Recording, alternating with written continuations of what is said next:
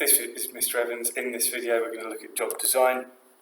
It's the first topic in this section 3.6.3 about human resource flow.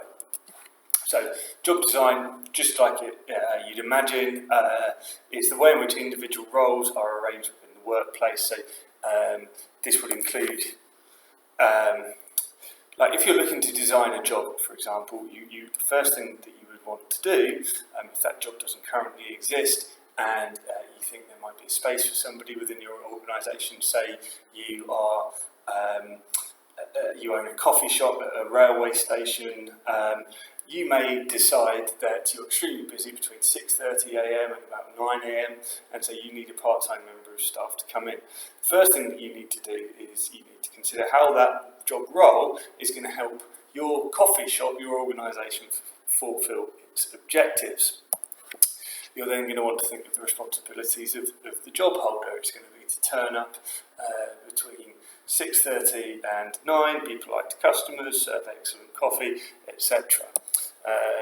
The activities that will need to be completed, how the job role is going to be managed. So we're thinking about what needs to be done in the job, but also who's the supervisor, how's that person being managed, and how's their performance being assessed. All of these things we would want to consider if we were designing a job within the workplace.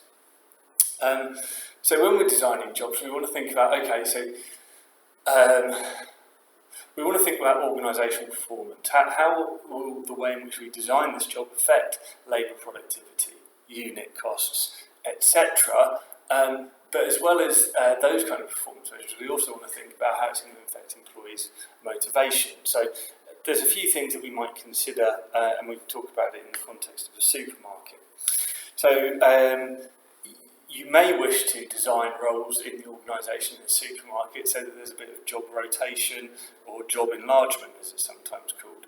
This means varying the tasks that an employee does in order to reduce their boredom and increase their range of skills. So, for example,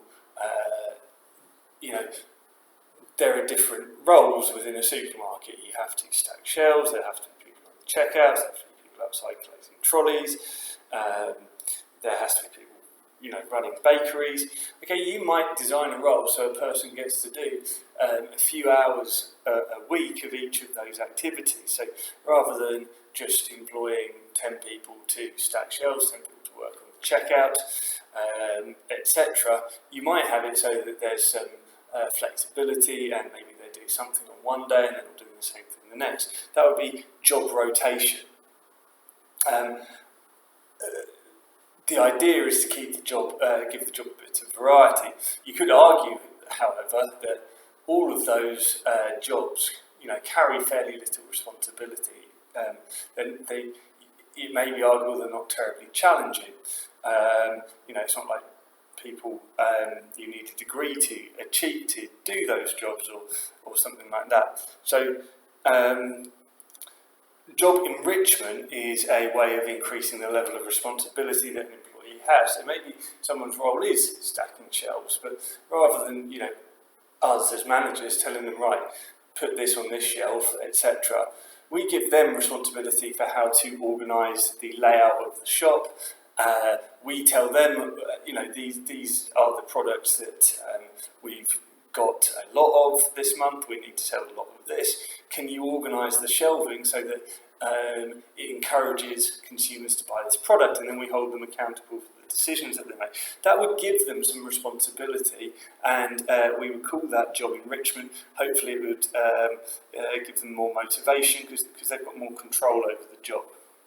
Finally, teamwork. We might design a job so that people get to work in teams. So in a car factory, rather than having a flow production system where everyone does the same job day in, day out, maybe teams are responsible for building each car, and you have a team of, say, 6 people that's responsible for building the car through from beginning to end.